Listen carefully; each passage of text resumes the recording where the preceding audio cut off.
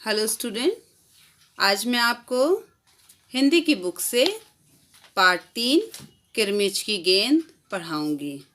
ये जो किरमिच की गेंद पार्ट है, इसमें कुछ बच्चों को दिखाया गया है जो कि एक गेंद को पाने के लिए किस तरह से एक दूसरे से लड़ रहे हैं। ठीक है, एक दूसरे से बहस कर रहे हैं। बहुत अच्छी है ये कहानी।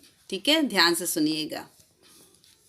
गर्मियों की छुट्टियां थीं। दोपहर के समय दिनेश घर में बैठा कोई कहानी पढ़ रहा था। तभी पेड़ के पत्तों को हिलाती हुई कोई वस्तु धम से घर के पीछे वाले बगीचे में गिरी।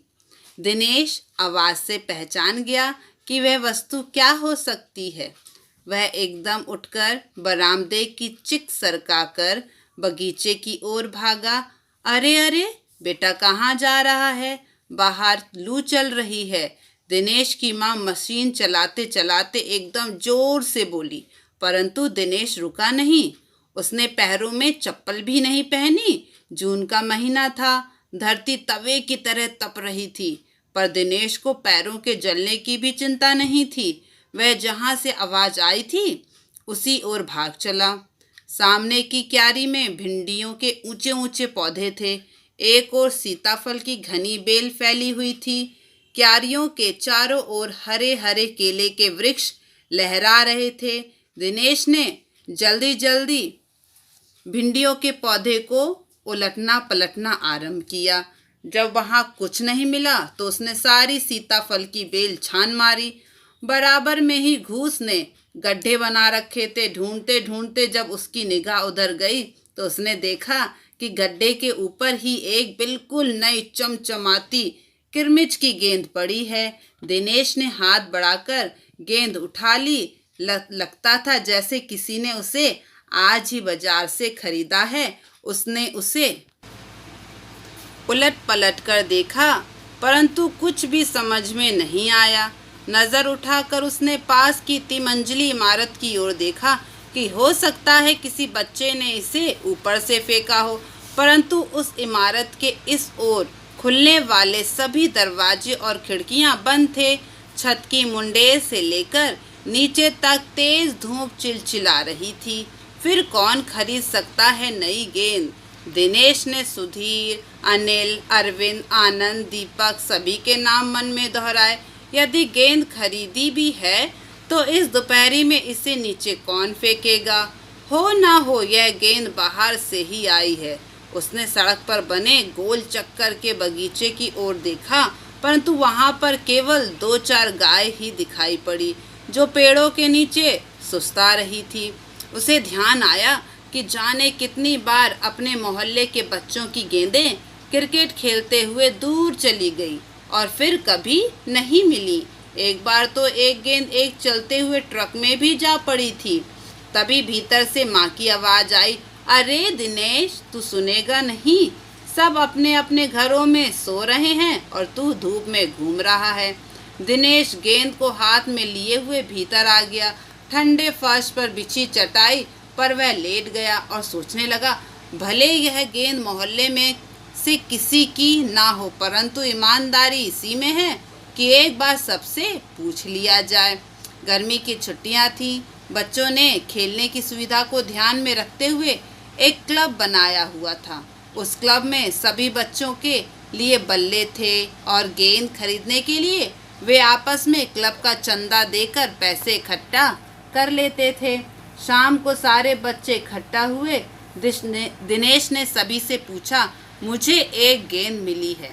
अगर तुम में से किसी की गेंद खो गई हो तो वह गेंद की पहचान बताकर गेंद मुझसे ले सकता है। तभी अनिल बोला, गेंद तो मेरी खो गई है। कब खोई थी तेरी गेंद? यही कोई 4 महीने पहले। तो वह गेंद तेरी नहीं है, दिनेश ने कहा। फिर वह मेरी होगी, सुधीर ने तुरंत उस पर अपना अधिकार जताते हुए कहा। वह कैसे? दिनेश ने पूछा। तू मुझे गेंद दिखा दे, मैं अपनी निशानी बता दूंगा। वाह, यह कैसे हो सकता है? दिनेश बोला, गेंद देखकर निशानी बताना कौन सा कठिन है? बिना देखे बता तब जानूं।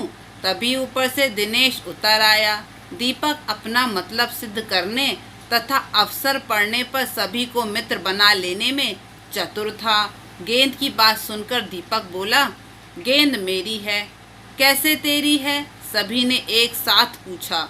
कल ही तो तू कह रहा था कि इस बार तेरे पापा तुझे गेंद लाने के लिए पैसे नहीं दे रहे हैं। मेरी गेंद तो 5 महीने पहले खोई थी, दीपक ने कहा।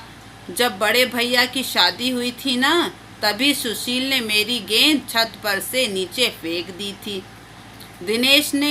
दिनेश अच्छी तरह जानता था कि यह गेंद दीपक की नहीं है। दीपक की गेंद 5 महीने पहले खोई थी और यह कभी हो ही नहीं सकता कि गेंद 5-6 महीने पड़ी रहे और उस पर मिट्टी का एक भी दाग ना लगे। दीपक ने कहा, मैं कुछ नहीं जानता, गेंद मेरी है, वह मेरी है और सिर्फ मेरी है। अरे जाजा, बड़ा आया गेंद वाला, क्या सबूत है कि यही गेंद नीचे फेंकी थी? अनिल ने पूछा। दीपक ने कहा, हाँ सबूत है, मुझे गेंद दिखा दो, मैं फौरन बता दूंगा। दिनेश ने देखा कि झगड़ा बढ़ रहा है। गेंद हथियाने के लिए दीपक सुधीर और सुनील का सहारा ले रहा है। वह जानता था कि यदि गेंद दीपक के पास चली गई तो ये तीनों मिलकर खेलेंगे। अच्छा, मैं गेंद ला रहा हूँ, परंतु जब तक पक्का सबूत नहीं मिलेगा मैं किसी को दूंगा नहीं, दिनेश ने कहा। गेंद आ गई। दीपक उसे देखते ही बोला, यह मेरी है, यही है मेरी गेंद। यह लाल रंग का निशान मेरी ही गेंद पर था। वाह, सभी गेंदों पर ऐसे ही निशान होते हैं, अनिल ने दिनेश का साथ देते हुए कहा। दीपक ने फिर जोर लगाया, मैं अपने पापा से कहलवा सकता हूँ कि गेंद मेरी है। अरे जा, ऐसे तो मैं अपने बड़े भाई से कहलवा सकता हूँ कि गेंद दिनेश की है, अनिल की नहीं। अनिल ने कहा, कुछ भी हो, गेंद मेरी है। दीपक ने उसे धरती पर मारते हुए कहा। धरती पर ठप्पा पड़ते हुए मेरी गेंद में से ऐसी ही आवाज़ आती थी। मेरे साथ बाजार चल, दुकानों पर जितनी गेंदें हैं सभी के ठप्पे की आवाज़ ऐसी ही होगी। अनिल ने फिर उसकी बात काट दी। अच्छी बात है, तो मैं इसे सड़क पर फेंक दूंगा, देखूं कैसे कोई खेलेगा। दीपक ने जैसे ही गेंद को सड़क पर फेंकने के लिए हाथ उठाया कि अनिल और दिनेश ने उसे पकड़ लिया। अब दीपक ने रुआब से होते हुए अपना अंतिम हथियार आजमाया। बोला, या तो गेंद मुझे दे दो, नहीं तो मैं इसके पैसे सुनील से लूँगा। अब तो सुनील, दीपक और सुधीर का गुट मजबूत होने लगा था। तीनों का ही कहना था कि गेंद दीपक की है और उसे ही मिलनी चाहिए। दिनेश तब तक चुप था। वास्तव में दिनेश का मन उस समय सबके साथ मिलकर उस गेंद से खेलने को कर रहा था। बोला, अब चुप भी रहो, झगड़ा बाद में कर लेंगे, अपने अपने बल्ले ले आओ, पहले खेल लें। 5 मिनट के भीतर ही खेल आरंभ हो गया। दिनेश बल्लेबाजी कर रहा था। अभी 2-4 बार ही खेला था कि वह चमकदार नई गेंद एकदम जोर से उछली और दरवाजा पार कर सड़क पर जाते हुए एक स्कूटर में बनी सामान रखने की जालीदार टोकरी में जा गिरी। स्कूटर वाले को शायद पता भी नहीं चला।